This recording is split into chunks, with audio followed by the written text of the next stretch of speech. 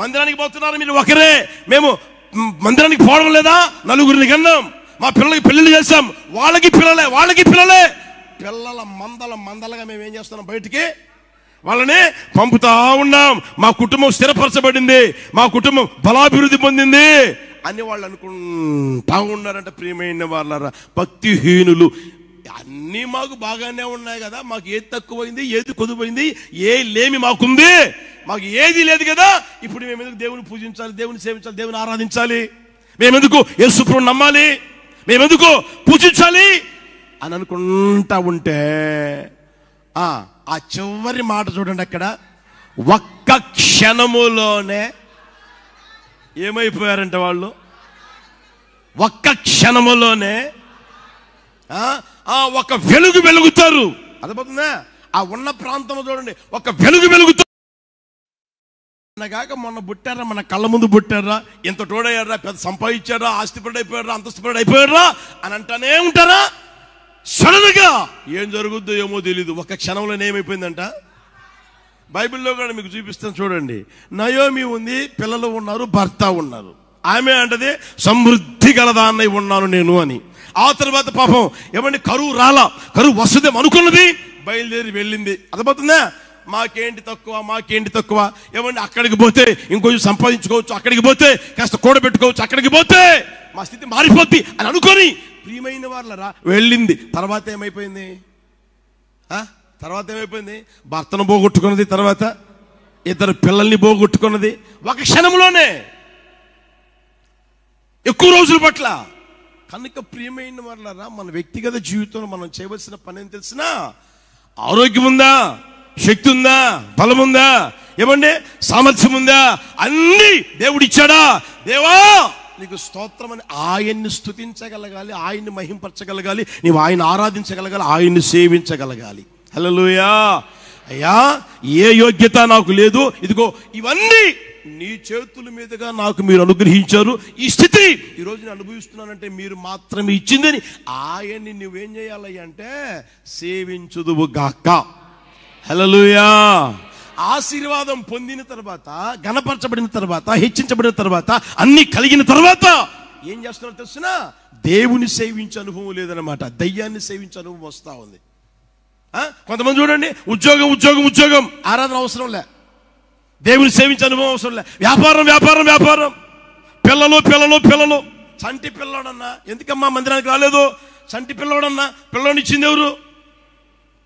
మరి దేవుని సేవించే మొదలుపెట్టి వాడిని సేవించుకుంటా ఉంటే ఎట్లా, వాడిని ఆరాధిస్తూ ఉంటే ఎట్లా, వాడిని కొనియాడుకుంటా ఉంటే ఎట్లా?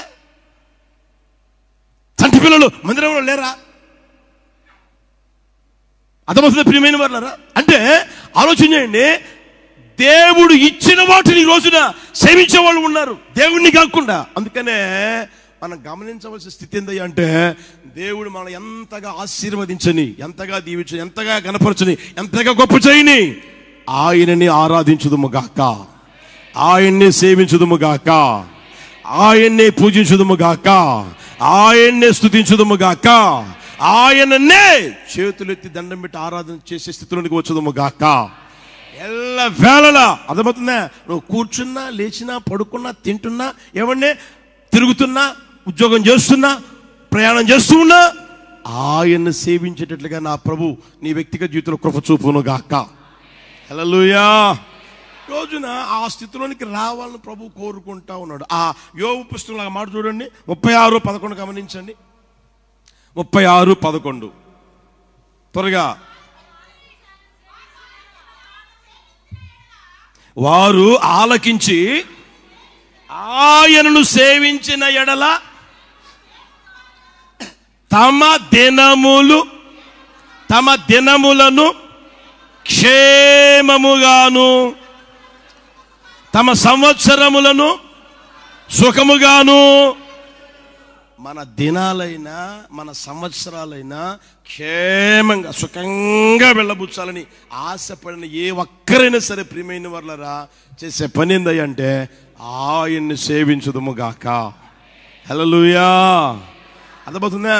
ఆయన ఇచ్చిన వాటిని కాకుండా ఆయన్నే సేవించుదుము గాక, ఆయన్నే కొనియాడుదుము గాక, ఆయన్నే పూజించుదుము గాక. నా ప్రభు అట్టి కృపతో నింపును గాక. తండ్రి కుమారులు ఏ స్వభావం చూశాడంట? చెప్పండి గట్టిగా. ఏ స్వభావం చూశాడంట? ఇక వేరే ధ్యాస లేదు, వేరే ఆశ లేదు, వేరే ధ్యాస లేదు, వేరే ఏమండి వేరే కోరిక లేదు. దేని కొరకో ఏమండి ప్రాకులు అనేది అతనిలో చూడలా. తండ్రి తండ్రి తండ్రి తండ్రి, డాడీ డాడీ డాడీ. యేసు ప్రభు కూడా చూడండి, ఈ లోకంలో సంచరిస్తున్న ఆ రోజుల్లో ప్రతి విషయంలో తండ్రి తండ్రి తండ్రి తండ్రి అంటా ఉన్నాడు. హల్లెలూయా. నా తండ్రి నన్ను పంపాడు, నా తండ్రి నాతో చెప్పాడు. ఆ మాటలే మీకు చెప్తున్నా, వేరే మాటలు మీకు చెప్పడం లేదు. నా తండ్రి నా తండ్రి నా తండ్రి నా తండ్రి తండ్రి తండ్రి తండ్రి అని, తండ్రి ధ్యాసే తండ్రి లోకమే. యేసు ప్రభు ఈ లోకంలో ఉన్నప్పుడు ప్రియమైన వాళ్ళారా, అట్టి స్థితి నా ప్రభు అనుగ్రహించును గాక. హల్లెలూయా. రెండో మాట చూద్దామా? చూడండి, లూకాసు వర్తమానం 15వ అధ్యాయం 29వ వచనం. తండ్రితో ఇన్ని ఏండ్ల నుండి సేవించుచున్నానే. ఆ మాట గమనించు. రెండవ అనుభవం గమనించిన అక్కడే ఏమనుంది అక్కడ? నీ ఆజ్ఞను ఎన్నడును మేరలేదే. ఆ మాట చూడండి అక్కడ. నీ ఆజ్ఞను ఎన్నడును. What a bold statement! ఎంత ఏమండి బలమైన, స్థిరమైన, ధైర్యము కలిగిన, సాహసము కలిగిన ఆ మాటలు చెప్తున్నాడు. గమనించండి. ఈ మాట మనం అనగలమా? మనం అనగలమా? మనం మాట్లాడగలమా? మనం చెప్పగలమా? ఇంతకాలంగా యేసుప్రభువుని నమ్మాం కదా, ఇంతకాలంగా మారు మనసు పొందామని చెప్పుకుంటున్నాం కదా, వాక్యం వింటున్నాం కదా. ఆదివారం ఏమండి బుధవారం లేదా గురువారం ప్రతి చోటికి వెళ్ళి దేవుని వాక్యాన్ని వింటున్న స్థితిలోనికి రాగలిగాం కదా. ఆ మాట మనం మాట్లాడగలమా? నీ ఆజ్ఞను, అందరూ చెప్పండి గట్టిగా, నీ ఆజ్ఞను, నీ ఆజ్ఞను నేనెన్నడును. హల్లెలూయా. ఎంత ఏమండి ధైర్యంగా ఆయన చెప్తున్నాడు అంటే, ఆ కుమారుని ఆ మంచి మనస్సాక్షి ఎంతగా పనిచేస్తుంది చూడండి. ఆ మనస్సాక్షి ఎంతగా పనిచేస్తుంది చూడండి. ఎంత మంచి మనస్సాక్షి కలిగి జీవిస్తున్నాడు గమనించండి. ఈ రోజున కుమారులుగా నడిపించబడుతున్న మీరేనైనా సరే, నేనైనా సరే, ప్రియమైన వాళ్ళరా, చెప్పగలమా? శరీర సంబంధమైన మన తండ్రితో లేదా మన తల్లితో చెప్పగలమా? మమ్మీ, ఏ రోజైనా మీ మాట నేను వినకుండా మీరేనా? డాడీ, ఏ రోజైనా మీ మాట వినకుండా నేను మీరేనా అని అనగలరా? సరే, మనం ఆత్మ సంబంధమైన పరలోక ప్రయాణంలో ఉన్నాం కనుక మన తండ్రితో, పరలోక బంధం మన తండ్రితో మనం అనగలమా? నీ ఆజ్ఞను చెప్పండి నేనెన్నడును మీరలేదే అనగలమా? ఒకసారి గుర్తెరగని ప్రియమైన వాళ్ళరా, ఆ కుమారుడు ఆ తండ్రితో అంటాడు, డాడీ నీ ఆజ్ఞను నేనెన్నడును చెప్పగలవా? డాడీ, ఏ రోజు చెప్పగలవా? నాకు ఊహ వచ్చినప్పటి నుంచి ఈ రోజు వరకు ఏ రోజైనా చెప్పగలవా? నీ మాట నేను వినలేదని, నీ మాట నేను దాటానని, నీ మాట నేను మీరానని చెప్పగలవా? డాడీ అంటాడు, లేదురా నీవెల్లప్పుడు చెప్పండి, నీవెల్లప్పుడు నాతో నావన్నీ యేసయ్యకి మహిమ కలుగును గాక, నావన్నీ నీవి అని చెప్పుట్లో ప్రియమైన వాళ్ళరా ఆంతర్యాన్ని మనం గుర్తెరగలిగిన స్థితిలోనికి రాగలగాలి. ఊరికే అంటారా నావన్నీ నీవేరా కొడకా అని అంటారా? వాడు ఇష్టం వచ్చినట్టు తిరుగుతూ ఉంటే, ఏమంటే ఇష్టం వచ్చినట్టు బ్రతుకుతూ ఉంటే, నోటికి వచ్చినట్టుగా మాట్లాడుతూ ఉంటే, తల్లి తండ్రి ఏమంటే చిన్న పెద్ద గురువు దైవం ఏమీ లేకుండా మాట్లాడుతూ ఉంటే నావన్నీ నీవే కొడకా అంటారా? లోక సంబంధమైన తల్లిదండ్రులే అనరు. 9 మాసాలు మోసి ఏమండి కని పెంచిన పెద్ద చేసిన వారే అనరు. మరి పరలోకమందు ఉన్న తండ్రి ఆలోచించి ప్రియమైన వాళ్ళరా, కుమారుడు అంటాడు, నీ ఆజ్ఞను డాడీ నీ ఆజ్ఞను నేనెన్నడును మేరలేదే. యేసయ్యకి మహిమ కలుగును గాక. ఆ స్థితిలోనికి ప్రభు మనందరిని తీసుకుని వచ్చును గాక, మనందరిని నడిపించును గాక. హల్లెలూయా. అట్టి మంచి మనస్సాక్షి కలిగిన జీవితం ప్రభు మనకు అనుగ్రహించును గాక. ఆ బోల్డ్ స్టేట్మెంట్ మనం ఇవ్వగలిగిన స్థితిలోనికి మనం వచ్చుదుము గాక. హల్లెలూయా. ఎవరితో చెప్పగలగాలి? నీ ఆజ్ఞను డాడీ ఎప్పుడైనా చెప్పగలగాలి. ఏ సమయం చెప్పగలగాలి? అది ఉదయమా, మధ్యాహ్నమా, అర్ధరాత్రి, ఏ సమయం సరే. డాడీ ఏ రోజైనా నీ ఆజ్ఞని మీరేనా? ఒకసారి గమనించండి ప్రియమైన వాళ్ళ. బైబిల్లో మీరు చూడండి, 148వ కీర్తన 8వ చరణం చూడండి. 148వ కీర్తన 8వ చరణం.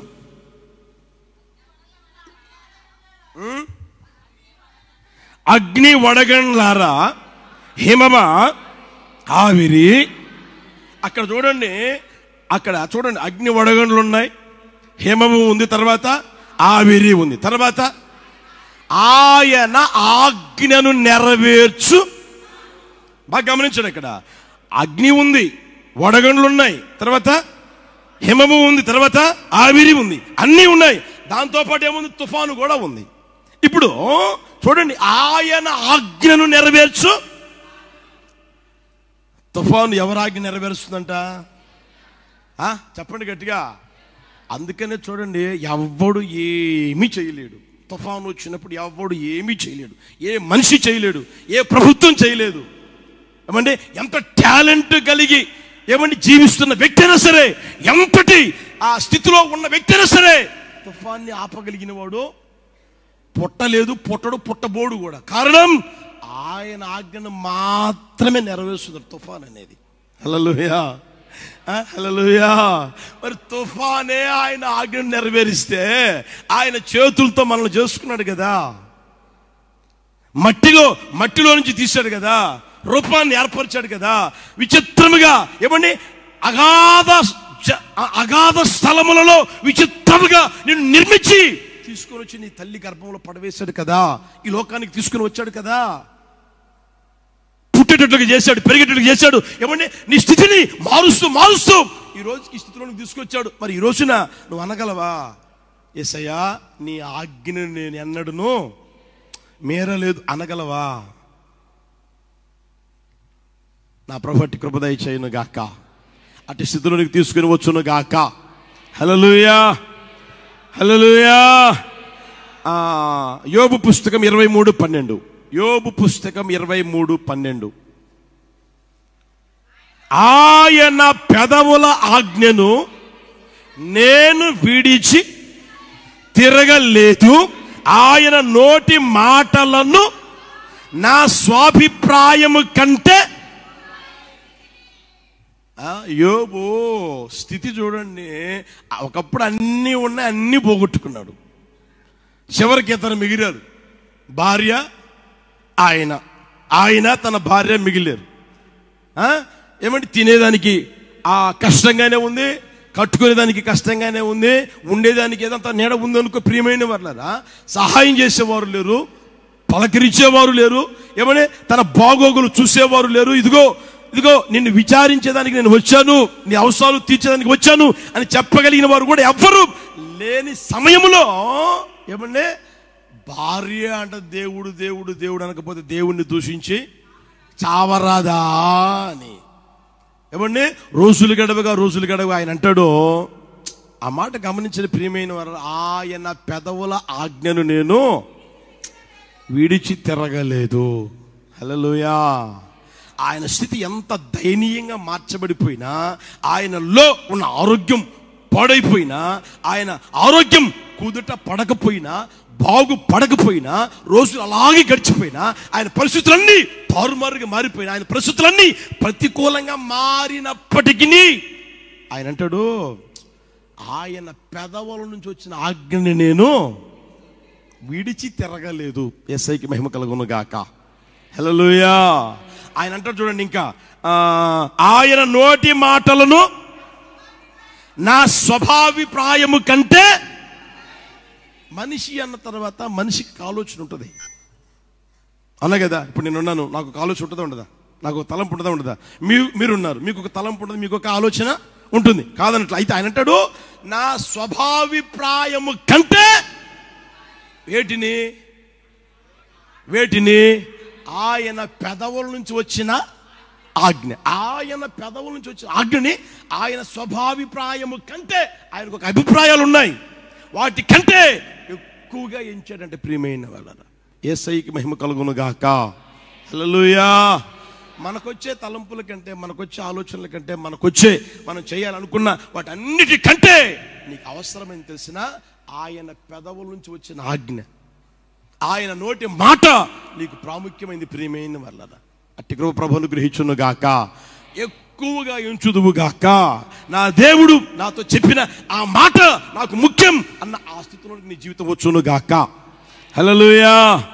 మనందరికీ బాగా పరిచయం.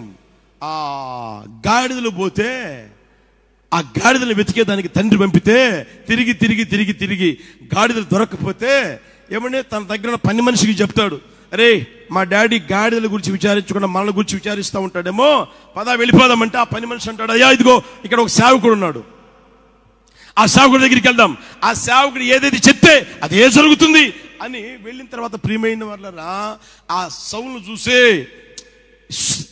ఇశ్రాయేలు అభిష్టం ఎవరి యందు ఉన్నది?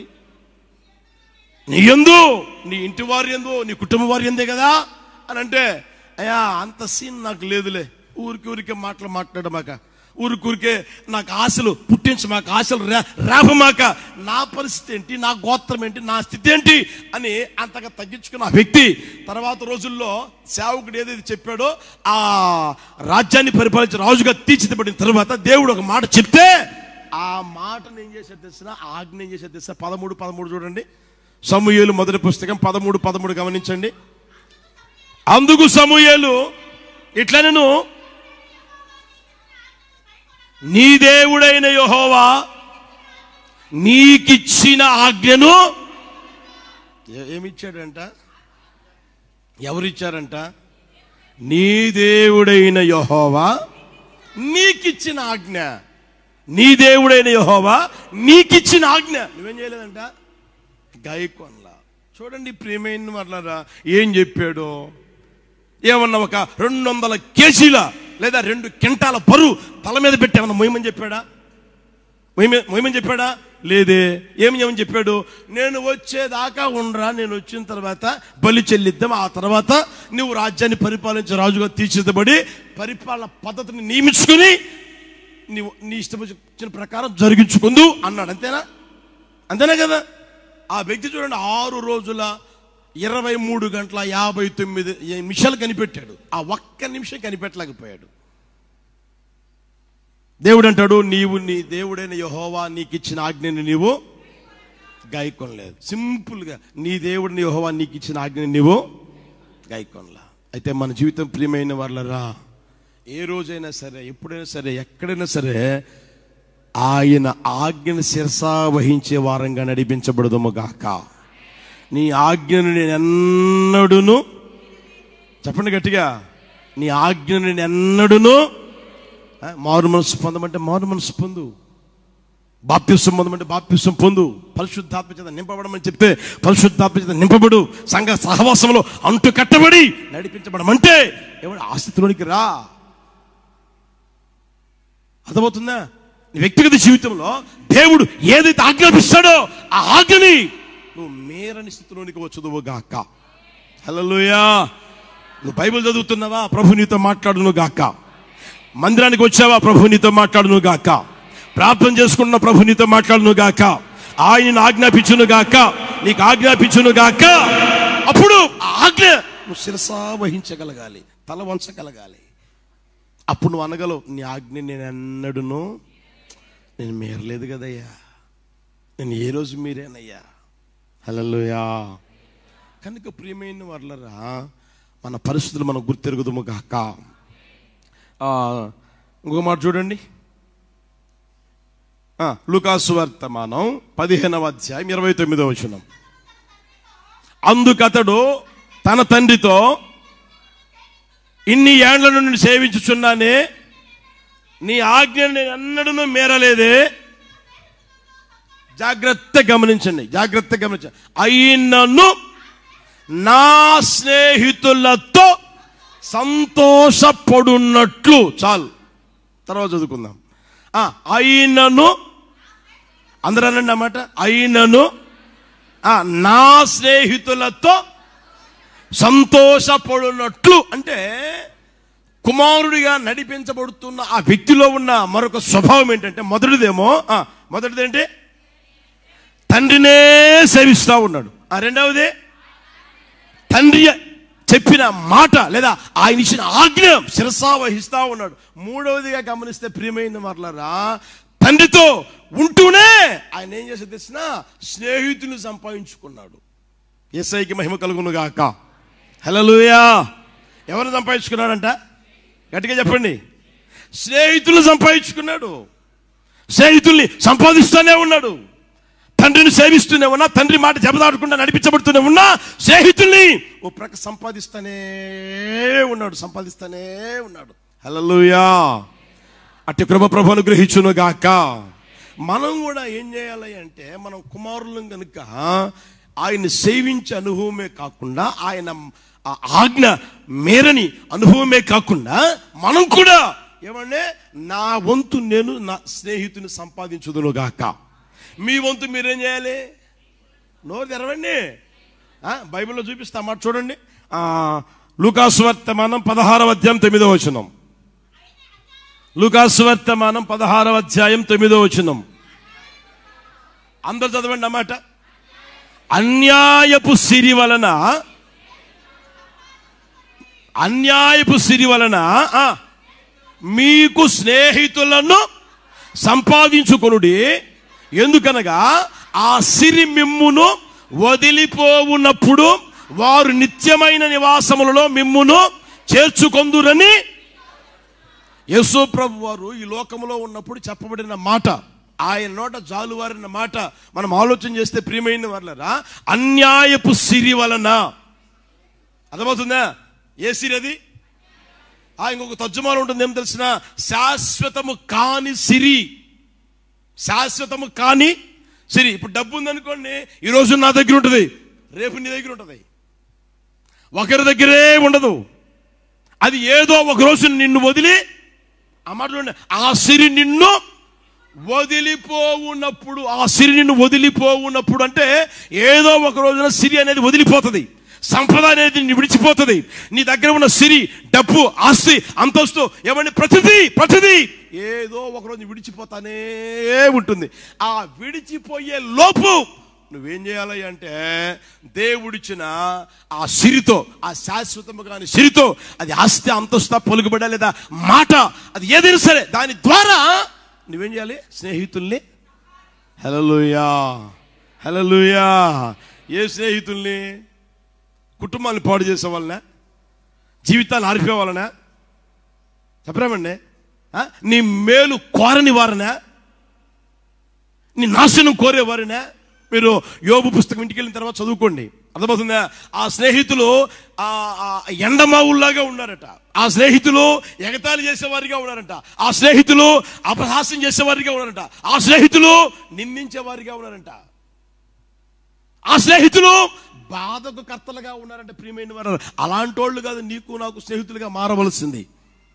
యేసయ్యకి మహిమ కలుగును గాక. ఇక్కడ రాయబడిన మాట, యేసు ప్రభు చెప్పిన మాట తెలిసిన, ఆ సిరి మిమ్మల్ని వదిలిపోవునప్పుడు అది ఏం చేయాలంట? మనల్ని వారేం చేయాలంట? నిత్యమైన నివాసములో చేర్చుకునే స్నేహితులు మనకు ఉందురుగాక. హల్లెలూయా. ఈ రోజున చాలా మంది చూడండి, యూత్ని, ఆ యవనస్తుని గమనించండి. ఎవర్రా నీ స్నేహితులు అంటే తిరుగుబోతోళ్ళు, ఎవర్రా నీ స్నేహితులు అంటే తాగుబోతోళ్ళు, ఎవర్రా నీ స్నేహితులు అంటే చదువు సంధ్య లేకుండా తిరిగేవాళ్ళు, ఎవర్రా నీ స్నేహితులు అంటే జీవితాలు నాశనం చేసేవాళ్ళు, ఎవర్రా నీ స్నేహితులు అంటే ఏమండి పాడుబడిపోయిన దెబ్బ లాంటి వాళ్ళు, పాడుబడిపోయిన ఇల్లు లాంటి వాళ్ళు ఈ రోజున స్నేహితులుగా మార్చుకొని వారి జీవితాలను కూడా పాడు చేసుకున్న పరిస్థితులకి వస్తా ఉన్నారు ప్రియమైన వాళ్ళ. అలాంటి వారుగా మనకు అవసరమైంది. అర్థమవుతుందా?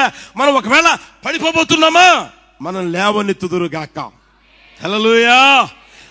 మనకు ఒకవేళ మన దృష్టి గుడ్డిదిగా మారిపోతూ ఉందా, వారు మనల్ని చెయ్యి పట్టుకొని నడిపించగలిగే వారుగా ఉందురుగాక. హల్లెలూయా. మనల్ని ఏం చేయాలి అంటే ఏ విధము చేతనైనా నిత్యమైన నివాసములో చేర్చగలిగిన స్నేహితులుగా ఉండగలగాలి. అర్థమవుతుందా? వారిని నువ్వేం చేయాలంటే సంపాదించాలి, సంపాదించుకోవాలి. యేసయ్య కృప దయచేయును గాక. హల్లెలూయా, హల్లెలూయా. ఆ కృపతో మీరు నింపబడాలని ప్రేమతో ఒక సేవకునిగా కోరుకుంటా ఉన్నా. ఈ రోజున లోకంలో ప్రియమైన వాళ్ళరా ఎలాంటి స్నేహితులు ఉన్నారో అది మీకు తెలుసు, నాకు తెలియకపోవచ్చు. ఎవరితో నువ్వు స్నేహితులుగా మార్చుకొని నీ జీవితం నడిపించుకుంటున్నావో నీకే తెలుసు, బాగా తెలుసు. వారి ద్వారా ఏమంటే నీ వ్యక్తిగత జీవితం బాగుపడిందో చెడిపోయిందో, వారి జీవితం ద్వారా నీకు మహిమ కలిగిందో, ఘనత కలిగిందో, గౌరవం కలిగిందో, పోగొట్టుకున్నావో నీకు తెలుసు. అయితే ఆత్మ సంబంధంగా ప్రియమైన వాళ్ళరా మనకి ఏ స్నేహితులు ఉండాలి అంటే మనల్ని పరలోకములో చేర్చగలిగే, నిత్య నివాసంలో చేర్చగలిగే స్నేహితులు ఉండగలగాలి. హల్లెలూయా. అంటే నువ్వేం చేయాలి అంటే దేవుడు నీకిచ్చిన ఆ సిరి ఎంతైనా కానీ ఏమంటే నువ్వు ఖర్చు పెట్టి ఆత్మల్ని సంపాదించుదువుగాక. హల్లెలూయా. మనం ఏం చేయాలి? గట్టిగా చెప్పండి. నశించిపోతున్న ఆత్మలు ఉన్నారు, దేవునికి దూరంగా జీవిస్తున్న వారు ఉన్నారు, దేవునికి వ్యతిరేకమైన స్వభావంగా నడిపించబడుతున్న వారు ఎంతో మంది ఉన్నారు. జీవితాలు ఏమంటే పాడు దెబ్బగా మార్చబడిన కుక్కలు చెప్పిన విస్తరణగా తయారు చేసుకున్న మనుషులు ఎంతో మంది ఉన్నారు. వారిని గమనించి ఏమండి వారి అవసరం తీర్చగలిగే స్థితిలోకి వెళ్ళిపోయి వారిని నీ స్నేహితులుగా మార్చుకుందువుగాక. యేసయ్య దగ్గరికి తీసుకుని వచ్చుదువుగాక. వారి రక్షణ మార్గంలో స్థిరపరచబడగలిగేటట్టుగా చేయుదువుగాక. అనేకులు రక్షించగలిగే ఆ స్థితిలోనికి నీ జీవితం రాగలగాలి. దేని ద్వారా అంటే నీ దగ్గర ఉన్న చెప్పండి అన్యాయపు సిరి, అన్యాయపు సంపద లేదా శాశ్వతము కానీ ఆ సిరి వలన ఆత్మల్ని సంపాదించుదువుగాక. అర్థమవుతుందా? ఈరోజు చూడండి, ఏవేవో మాటలు చెప్పేవాళ్ళు చాలా మంది ఉన్నారు. పోసుకోళ్ళు కబుర్లు చెప్పేవాళ్ళు ఉన్నారు, పనికి మాలిన మాటలు చెప్పేవాళ్ళు ఉన్నారు. ఇక్కడ ఏమండి మోసుకుంటూ బ్రోకర్ పనులు, డలారు పనులు చేసుకునే వాళ్ళు కూడా చాలా మంది ఉన్నారు. అయితే అవి కాదు మనకు అవసరమైంది. యేసయ్యను గురించి చెప్పుదుముగాక, యేసయ్యను ప్రకటించుదుముగాక. హల్లెలూయా. యేసయ్యను గురించి నువ్వు చెప్పగలగాలి, ప్రకటించగలగాలి, ఆ స్వార్థని నువ్వు బోధించగలగాలి. అర్థమవుతుందా? కొన్ని ఆత్మలు ఏ విధంగా చేతులైనా కొన్ని ఆత్మలు నువ్వేం చేయాలి? మందిరానికి నడిపించగలగాలి. నువ్వు అనగలగాలి, ఇదిగో ఈ వ్యక్తి నా స్నేహితుడు, ఈ వ్యక్తి నా స్నేహితురాలు. హల్లెలూయా. ఇదిగో నేను సంపాదించిన ఆత్మ, నేను మందిరానికి నడిపించిన ఆత్మ అన్న ఆ ధైర్యం నీకు ఉండగలగాలి. ప్రియమైన వాడు అట్టి కృప ప్రభువును గ్రహించునుగాక. దేవుడు ప్రతి ఒక్కరికి సామర్థ్యం ఇచ్చాడు. బైబిల్లో చూడండి, దేశాంతరం పోతా ఏమంటే తన దాసుల్ని పిలిచి వారి సామర్థ్యాన్ని బట్టి వారికి ఇచ్చాడంట. ఒకరికేమో 5 తలాంతులు, ఒకరికేమో 2 తలాంతులు, ఒకరికేమో 1 ఇచ్చాడు. అర్థమవుతుందా? ఒకడికేమో 5 రూపాయలు ఇచ్చాడు అనుకోండి, లేదా 5,000 ఇచ్చాడు అనుకోండి, ఒకరికి 2,000 ఇచ్చాడు అనుకోండి, ఒకడికి 1,000 రూపాయలు ఇచ్చాడు అనుకోండి. 5 రూపాయలు, 2 రూపాయలు, 1 రూపాయి ఇచ్చిపోయాడు. అర్థమవుతుందా? ఇప్పుడు 5 రూపాయలు ఇచ్చిన వాడేమో మరి 5 సంపాదించాడంట, 5 రూపాయలు సంపాదించాడంట. హల్లెలూయా. అర్థమవుతుందా? 2 రూపాయలు తీసుకున్న వాడేమో మరి 2 రూపాయలు సంపాదించాడు. 1 రూపాయి తీసుకున్న వాడేమో భూమిని దువ్వాడంట, పాతి పెట్టాడంట, దాచిపెట్టాడంట. ఆ తర్వాత మౌనంగా ఉంటాడంట. ప్రియమైన వాళ్ళ అయితే అలాగూ మనం ఉండకుందుముగాక. మన జీవితం ఎలా మారిపోవాలి అంటే 5 తలాంతులు దేవుడు ఇచ్చాడా, మరి 5 సంపాదించుదువుగాక. 2 తలాంతులు ఇచ్చాడా, వాటి ద్వారా 5 రూపాయలు ఇచ్చాడా, 5 సంపాదించుదువుగాక. 2 రూపాయలు ఇచ్చాడా, 2 సంపాదించుదువుగాక. రూపాయి ఇచ్చాడా, ఆ రూపాయితో నువ్వేం చేయాలి చెప్పండి? పాతి పెట్టకూడదు. ఒకరు సంపాదించగలిగే స్థితిలోకి వచ్చుదువుగాక. హల్లెలూయా. మందిరానికి జనాలు వస్తానే ఉండాలి కానీ వచ్చిన వారు చెప్పండి మందిరం విడిచి పొరపాటును కూడా పోకూడదు. ఇన్కమింగే కానీ అవుట్ గోయింగ్ పొరపాటును కూడా ఉండకూడదు. ప్రియమైన వారలారా. హల్లెలూయా. దేవుని మహాదయ, మహాకృప అడుగు పెట్టిన ప్రతి ఒక్కరిని దేవుడు స్థిరపరుస్తూనే ఉన్నాడు. యేసయ్యకి మహిమ కలుగును గాక. నా దేవుడు ఆశీర్వదిస్తూనే ఉన్నాడు. ఇంకను ఆశీర్వదించును గాక, ఇంకను గొప్ప చేయును గాక. మిమ్మల్ని ఏమంటే దేవుడు తీసుకుని వచ్చాడు కనుక మీరేం చేయాలి చెప్పండి? మీరేం చేయాలి? నీకు ఒక తీర్మానం కావాలి.